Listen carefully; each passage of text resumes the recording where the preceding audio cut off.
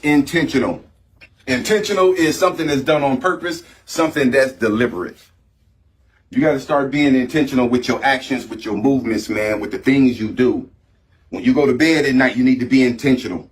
When you need to go to bed, you need to figure out what time do you want to go to bed at night. Don't be one of those persons who just sit up looking at reels for 2 or 3 hours and you got something to do the next day. You're wasting your time. Put yourself on a schedule. Don't look at Facebook before you go to bed. You're trying to wind down. Watching the news is not going to wind you down. Checking Facebook before you go to bed is not going to wind you down. When you wake up in the morning, you want to be intentional with your morning. So you want to eat a healthy, good breakfast. That's important. Something in your stomach, drink you some water. Don't get on Facebook first thing in the morning. Don't watch the news first thing in the morning. You're trying to be intentional. Want to be intentional. Done on purpose. It's deliberate. Saying of the day, when they can't control or manipulate you, they smear you. If they can't control or manipulate you, they're going to go around talking about you. You all right, bro? Yeah. Okay. All right, so this talk is for educational purposes only and is not a substitute for professional advice, treatment, guidance, or diagnosis. If you or someone you know is experiencing a mental health crisis, substance use and abuse, or suicidal thoughts, dial 988. 988 is available 24/7 nationwide and staffed by trained crisis counselors who are just a text or a call away. 7 habits of a self-destructive person. We've all done something self-destructive at some point in our lives. I have. Most of the time, it's not intentional and doesn't become a habit. Self-destructive behaviors are those that are bound to harm you physically or mentally. It may be unintentional, or you may know exactly what you are doing, but the urge is too strong to control. Anyway. Problems can eventually arise when this type of behavior becomes habitual, when it's something that you're doing all of the time. All of the time when these behaviors become habitual. So, 7 habits of a self-destructive person. Number 1, you have a self-defeating mindset. Check. People with a self-defeating mindset struggle with thoughts like, I'm not good enough. I can't do it. Or I will never be successful. Even when they're in the midst of success, they're waiting for somebody to pull the rug from up under them. They can't last. It won't happen for me like this. Something bad has to happen. Keep telling yourself, and you're going to attract that right into your life. Because it's your most dominant thought. The law of attraction. It brings into our lives the things that are associated with our most dominant thoughts. You have a self-defeating mindset. People with a self-defeating mindset struggle with thoughts like, I'm not good enough, I can't do it, or I will never be successful. Do these thoughts haunt you before heading into a good situation? Think about that. You're heading into a good situation. Do these thoughts haunt you? You get an opportunity. Do these thoughts haunt you? Come on, here we go. A self-defeating mindset is when you have a constant stream of negative thoughts about yourself or your relationship with others, and a rumination, which means you're thinking on negative thoughts constantly. And rumination negatively impacts your self-esteem. A self-defeating mindset can become a self-destructive habit because it does not allow you to be the best version of yourself and is caused by no one other than you. 7 habits of a self-destructive person. Number 2, you stuff your emotions. When we are hiding from our emotions, we fail to acknowledge both our positive and our negative emotions. You know how somebody say grin and bear it? That's BS. You ain't got to grin and bear nothing. If you don't feel good, you just don't feel good. And if you are angry, you're just angry. You just got to figure out, why am I angry? But don't sit there and act like you're not angry. Or don't sit around and be depressed and like saying, before you go into work, let me get myself together before I go into work. And then you go in there, hey, hi everybody, how y'all doing? And that is not you, and that's not how you feel. There's nothing wrong with going to your job and saying, look, I'm dealing with something right now. When we are hiding from our emotions, we fail to acknowledge both our positive and negative emotions. This results in a forced deception of our emotional state, leading to both physical and mental health issues that create additional stress on our bodies. You are at risk of having an outburst of emotions.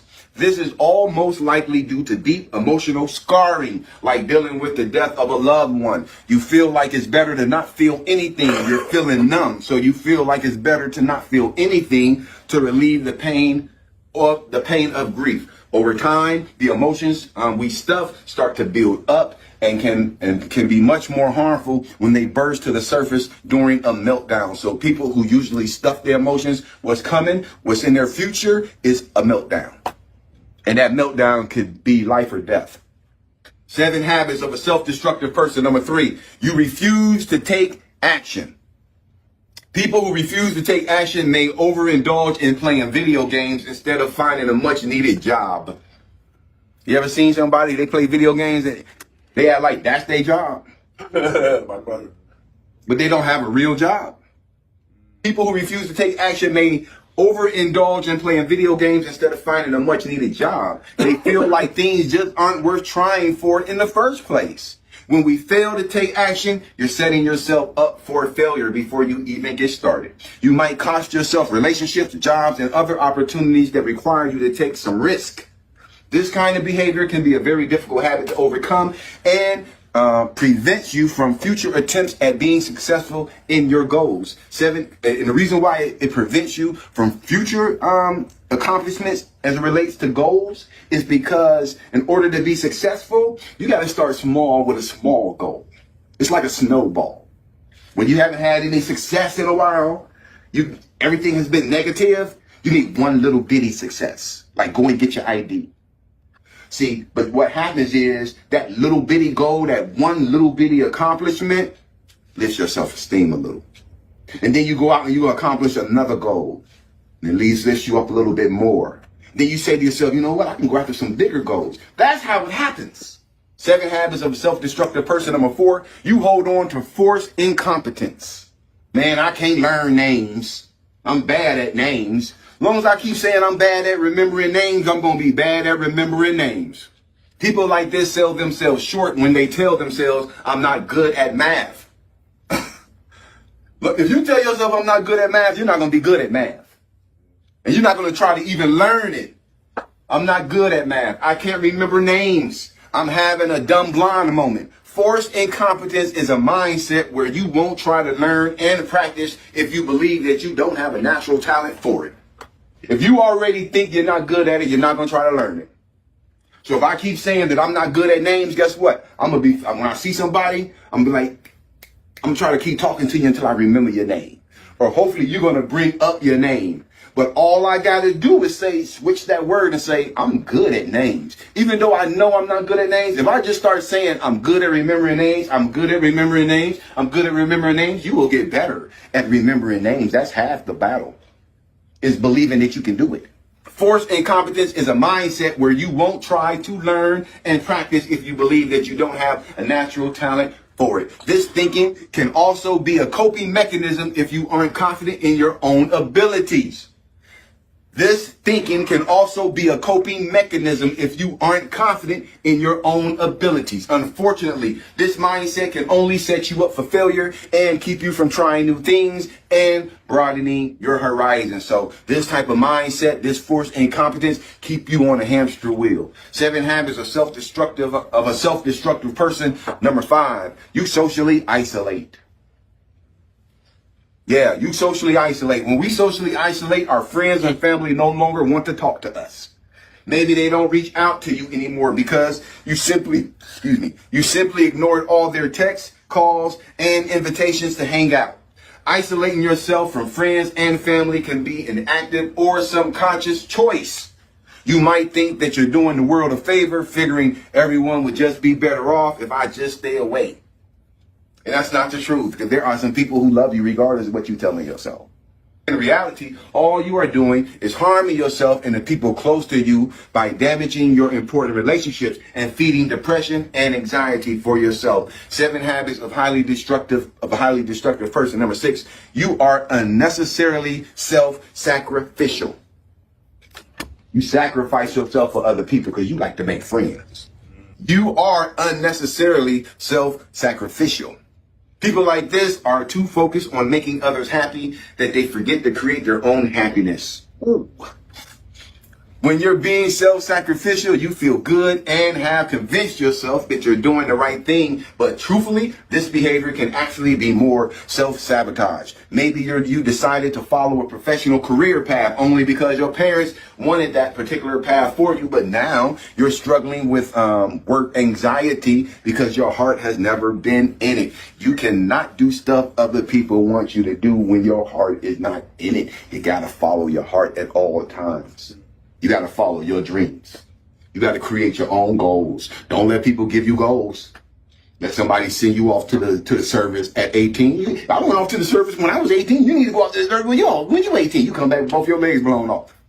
7 habits of a self-destructive person. And the final one, number 7, you abuse alcohol and drugs. Who was the person who said alcohol and drugs? There you go, bro. Yeah, you called that one. You talked that one up. Abusing the use of alcohol and drugs is much more evident in people who are not happy. Because people who are naturally happy, they don't need alcohol and drugs to compensate for not being so. See, because a lot of people, it's a false sense of happiness when they getting drunk.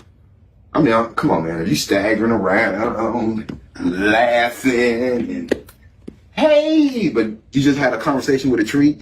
You're really not having fun. Do y'all think that's fun? No.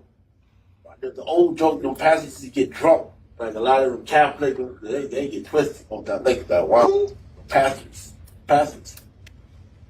All right, well, I'm going to tell you like this, bro. If you ain't never hugged a stranger's toilet, whoa.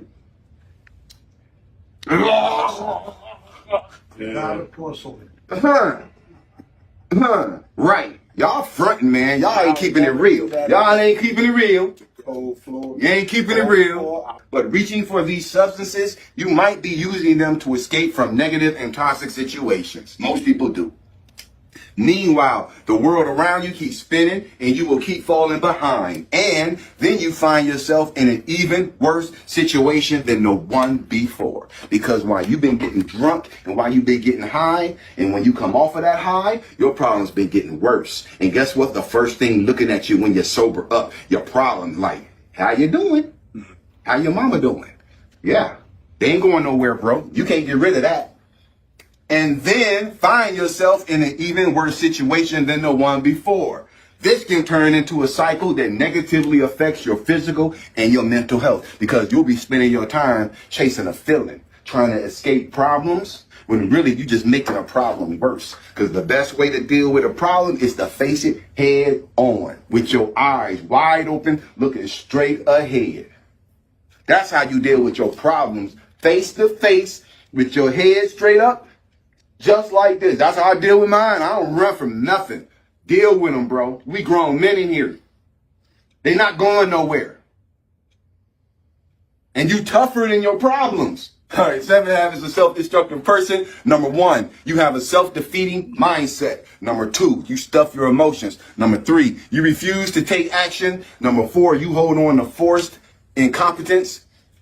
Also, number 5, you socially isolate. Number 6, you are unnecessarily self-sacrificial. And then the final one, number 7, which is real serious, you abuse alcohol and drugs, man. Don't chase no feeling, man. And a person told me one long time ago, Reverend A. Van Odom told me, you ain't never got to worry about quitting something you don't never start in the first place. Good. That one that was first, the self-defeating.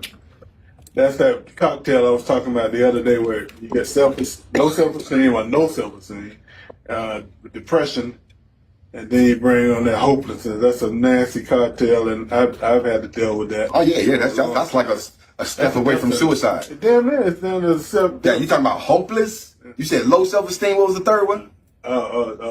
Depression. Because you got low self-esteem. I didn't realize it because I thought. Low self-esteem, hopelessness, and depression comes in. I'm going to finish by saying that's when you have those thoughts about where you're just going to die anyway. Right. So what's the use of even trying? What's the point of anything? Right. We're all going to die. Right. But see, look at it like this. That's a good point.